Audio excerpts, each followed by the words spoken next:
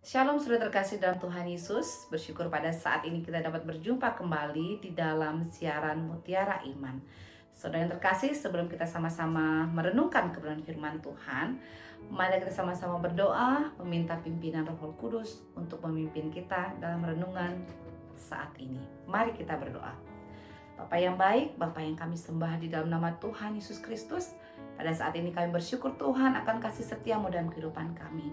Terima kasih Tuhan. Dan pada saat ini kami juga bersyukur untuk waktu yang Kau berikan bagi kami untuk bersama-sama belajar kebenaran firman-Mu. Tuhan Yesus, biarlah Engkau Allah Bapa yang memimpin kami. Roh Kudus-Mu Tuhan yang memberikan kami hikmat pengertian akan kebenaran firman-Mu, sehingga kami dapat mengerti firman-Mu ini, bahkan kami juga dapat melakukannya dalam kehidupan kami setiap hari. Terima kasih Tuhan, kami berdoa mengucap syukur dalam nama Tuhan Yesus Kristus. Haleluya, amin. Shalom saudara terkasih. Pada saat ini kita sama-sama mau belajar kebenaran firman Tuhan yang terambil di dalam surat Efesus pasal yang kelima, ayat yang ke-15 sampai dengan ayat yang ke-21. Baik, kita sama-sama bacanya. Efesus pasal 5 ayat yang ke-15. Karena itu, perhatikanlah dengan seksama bagaimana kamu hidup. Janganlah seperti orang bebal, tetapi seperti orang arif. Dan pergunakan waktu yang ada, karena hari-hari ini adalah jahat. Sebab itu janganlah kamu bodoh, tetapi usahakanlah supaya kamu mengerti kehendak Tuhan. Dan janganlah kamu mabuk oleh anggur, karena anggur menimbulkan hawa nafsu. Tetapi hendaklah kamu penuh dengan roh. Dan berkata-katalah seorang kepada yang lain dalam mazmur, kidung puji-pujian dan nyanyian rohani. Bernyanyilah dan bersoraklah bagi Tuhan dengan segenap hati. Ucaplah syukur senantiasa atas segala sesuatu dalam nama Tuhan kita Yesus Kristus kepada Allah dan Bapa kita. Dan rendahkanlah dirimu seorang kepada yang lain dalam takut akan Kristus. Saudara yang terkasih, kita sudah membaca kebenaran firman Tuhan ini. Dan tema yang saya mau sampaikan pada saat ini ialah menjadi dewasa dalam Tuhan. Kalau kita melihat di dalam pengertian psikologi, dewasa adalah periode atau masa perkembangan yang bermula pada akhir usia belasan tahun atau awal usia 20 tahun dan berakhir pada usia 30 tahun. Itu pengertian yang diambil dari ilmu psikologi. Tetapi kalau kita melihat dalam pengertian dewasa dalam kerohanian kita, tidak terukur dari seberapa jumlah usia manusia tersebut. Karena kita pernah mendengar sebuah pepatah yang mengatakan tua itu pasti, tetapi dewasa merupakan pilihan. Berarti dewasa ini tidak selalu dimiliki oleh orang yang telah berusia lebih dari 20 tahun atau lebih dari 30 tahun. Tetapi dewasa itu bisa dimiliki oleh seseorang yang mungkin saja belum menginjak usia 20 tahun atau belum menginjak usia di akhir dari belasan tahun. Nah, pada saat ini kita sama-sama mau belajar bagaimana kita bisa menjadi seorang yang dewasa di dalam Tuhan menurut Efesus pasal 5 ayat yang ke-15 sampai dengan ayat yang ke-21. Hal yang pertama kita dapat melihat di dalam ayat yang ke-15a. Karena itu perhatikanlah dengan seksama bagaimana kamu hidup. Kita bisa menjadi dewasa di dalam Tuhan. Hal yang pertama, dengan memperhatikan benar kehidupan kita. Ayat 15 mengatakan, perhatikanlah dengan seksama bagaimana kamu hidup. Saudara yang terkasih, banyak orang lebih suka memperhatikan kehidupan orang lain. Memperhatikan bagaimana keberhasilan orang lain. Memperhatikan bagaimana rumah tangga orang lain. Memperhatikan bagaimana orang lain. Bahkan kebanyakan orang lebih memperhatikan kekurangan atau kesalahan orang lain. Firman Tuhan pada saat ini tidak menyuruh kita atau tidak mengatakan kepada kita untuk memperhatikan kehidupan orang lain, namun kita diperintahkan untuk memperhatikan dengan seksama bagaimana hidup kita pribadi di hadapan Tuhan. Tuhan Yesus mengingatkan kepada kita agar kita tidak menjadi orang yang munafik, yang lebih melihat kesalahan orang lain, yang lebih melihat kekurangan orang lain. Tetapi Tuhan memerintahkan kepada kita untuk memperhatikan bagaimana kehidupan pribadi kita masing-masing. Matius 7 ayat 3 mengatakan, "Mengapakah engkau melihat selumbar di mata saudaramu, sedangkan balok di matamu tidak engkau ketahui?"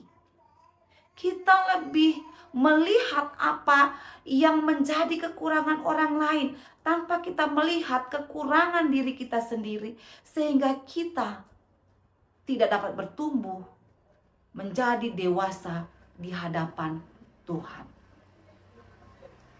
Alkitab mengajarkan kepada kita untuk memperhatikan kehidupan kita dengan seksama, yaitu secara teliti, secara hati-hati, dan menggunakan hidup kita yang Tuhan sudah berikan. Karena hari-hari ini adalah jahat. Dikatakan, janganlah seperti orang bebal, tetapi seperti orang arif. Di dalam ayat yang ke-16 dikatakan, dan pergunakanlah waktu yang ada karena hari-hari ini adalah jahat. Sehingga apa? Ada kemungkinan dapat tidak menyenangkan hati Tuhan. Sehingga kita tidak dapat bertumbuh di hadapan Tuhan. Maka Tuhan menjelaskan kepada kita untuk kita perhatikan, berhati-hati, melihat secara jelas apa yang terjadi, apa yang kita lakukan, apa yang kita alami di dalam kehidupan kita. Apa saja yang dapat kita perhatikan di dalam kehidupan kita? Ada beberapa hal, ya. Bukan hanya kita dapat memperhatikan fisik kita, apakah kita ganteng, apakah kita cantik, apakah kita sudah rapi, apakah kita sudah hebat. Tidak. Hal-hal yang kita harus perhatikan bukan hanya berbicara tentang hal fisik kita saja, bukan berbicara tentang penampilan kita saja secara lahiriah, tetapi hal yang kita harus perhatikan adalah hal-hal yang ada di dalam diri kita. Yang pertama ialah hati kita. Kita harus perhatikan hati kita secara sungguh-sungguh. Di dalam Amsal pasal yang keempat ayat yang ke-23 mengatakan, "Jagalah hatimu dengan segala kewaspadaan, karena dari situlah terpancar kehidupan." Yang kedua yang harus kita perhatikan di dalam kehidupan kita, bukan hanya hati kita, tetapi pikiran kita.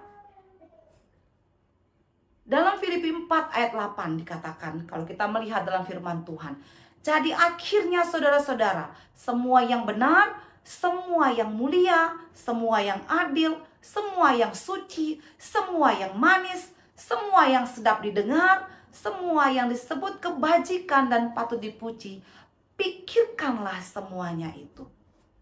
Sehingga apa? Kalau kita sudah menjaga hati kita, sudah memperhatikan hati kita, memperhatikan pikiran kita, maka kita bisa memperhatikan setiap tutur kata kita, baik di dalam kehidupan kita berkeluarga, bahkan di dalam pergaulan kita sehari-hari, di lingkungan kerja kita, di lingkungan bermasyarakat. Perhatikanlah hati kita, perhatikanlah pikiran kita, perhatikanlah perbuatan kita. Apakah sudah sesuai dengan kehendak Tuhan? Kalau kita mau bertumbuh dewasa di hadapan Tuhan, maka kita harus memperhatikan kehidupan kita di hadapan Tuhan. Kita harus sesuai dengan firman Tuhan. Perbuatan kita harus sesuai dengan apa yang Tuhan kehendaki. Maka kata dewasa itu bukan hanya terlihat kepada orang yang usianya lebih tua atau usianya yang sudah di atas 30 tahun, tetapi dewasa bisa dimiliki oleh semua umur yang sudah mengenal firman Tuhan. Hal yang kedua yang kita mau lihat, bagaimana kita dapat bertumbuh di hadapan Tuhan. Hal yang kedua ialah dengan kita belajar hidup arif. Ya, belajar hidup bijaksana. Ya, ayat yang ke-15b dikatakan, janganlah seperti orang bebal, tetapi seperti orang arif. Saudara yang terkasih, orang yang dewasa secara rohani ialah orang yang hidupnya arif atau yang memiliki kebijakan di dalam kehidupannya. Ayat 17 dikatakan, sebab itu janganlah kamu bodoh, tetapi usahakanlah supaya kamu mengerti kehendak Tuhan. Kedewasaan bukanlah hal yang diperoleh secara spontan atau seperti seseorang yang membalikkan telapak tangan. Kedewasaan diperoleh dari sebuah proses kehidupan.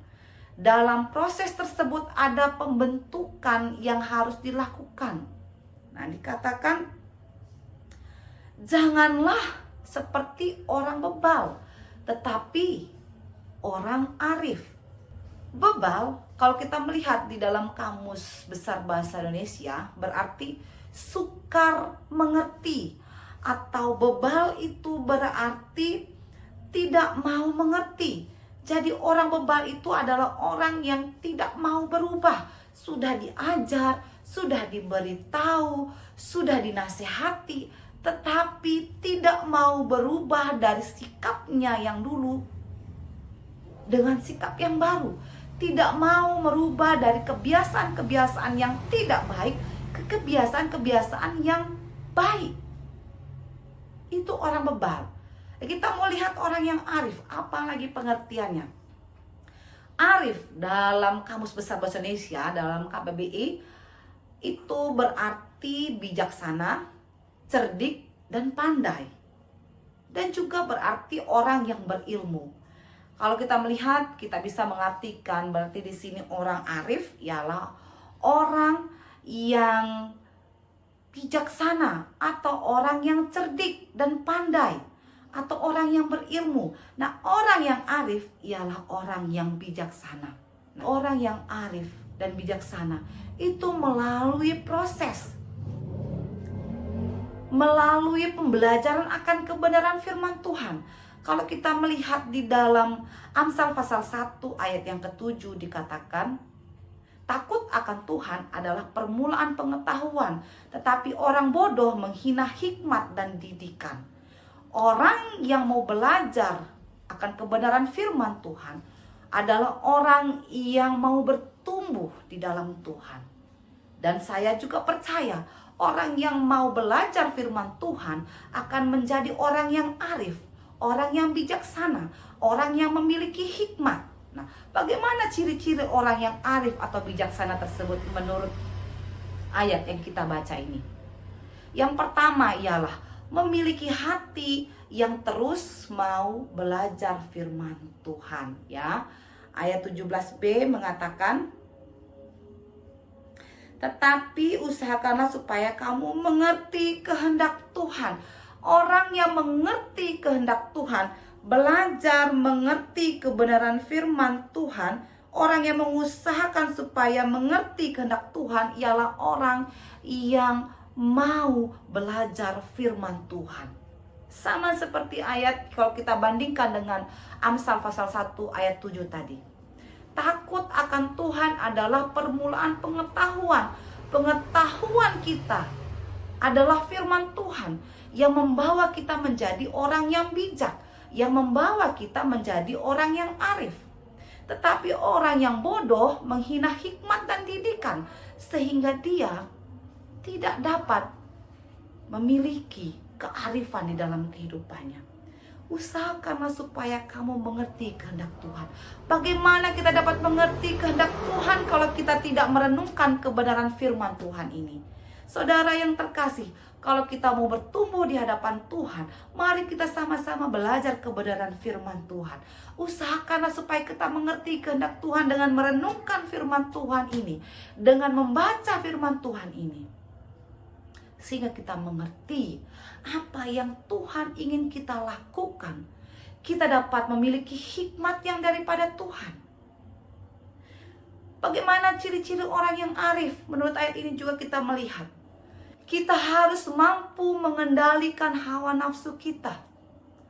Orang yang mau bertumbuh dewasa di dalam Tuhan adalah orang yang mau hidup takut akan Tuhan dengan cara mengendalikan hawa nafsu kita dan melakukan hal yang benar.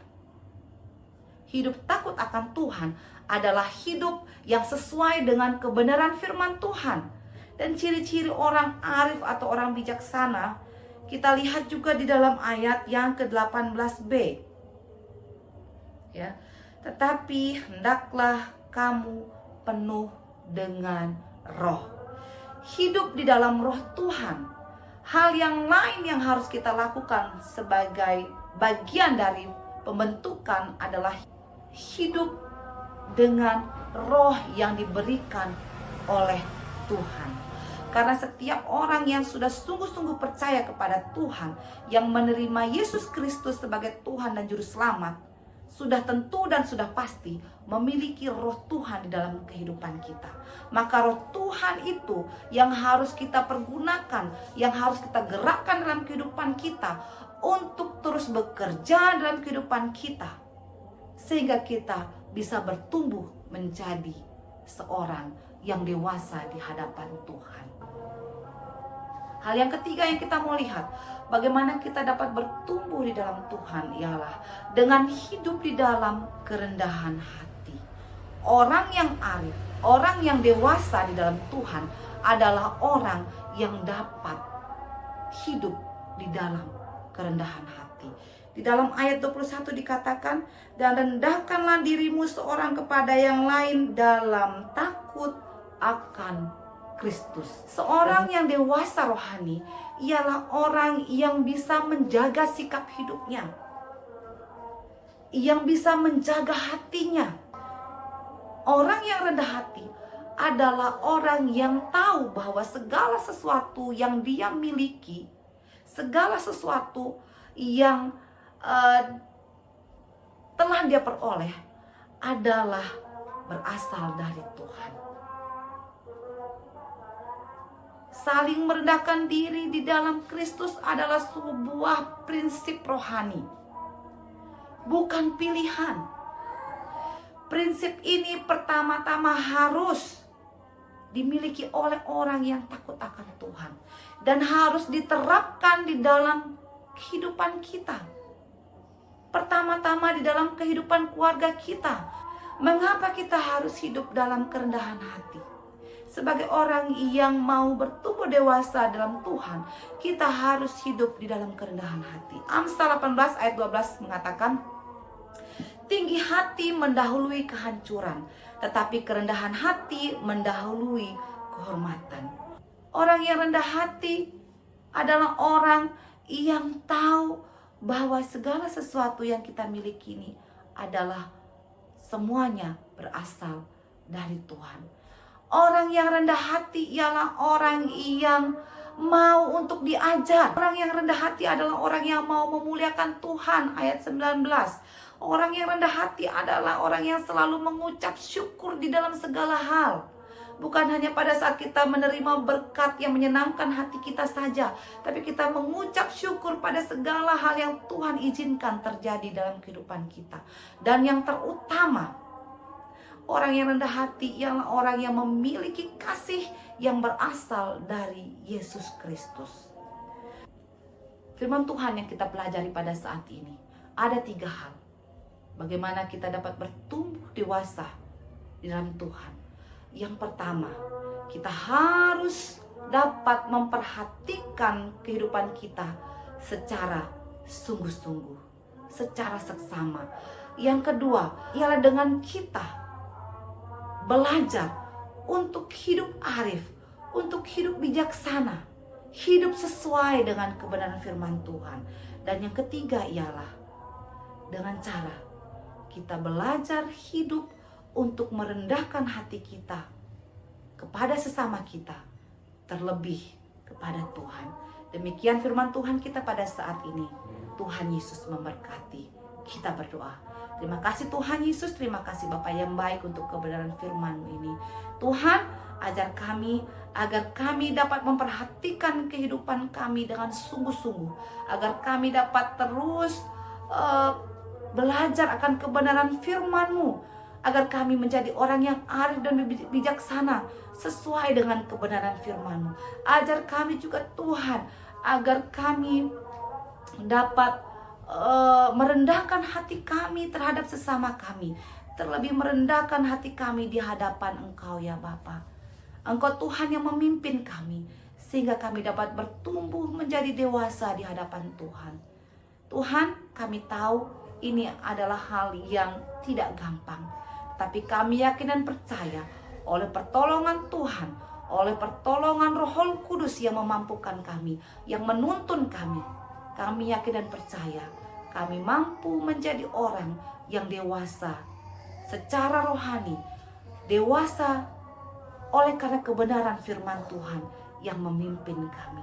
Terima kasih Tuhan Yesus, kami berdoa dan mengucap syukur hanya di dalam nama Tuhan Yesus Kristus. Haleluya. Amin. Shalom.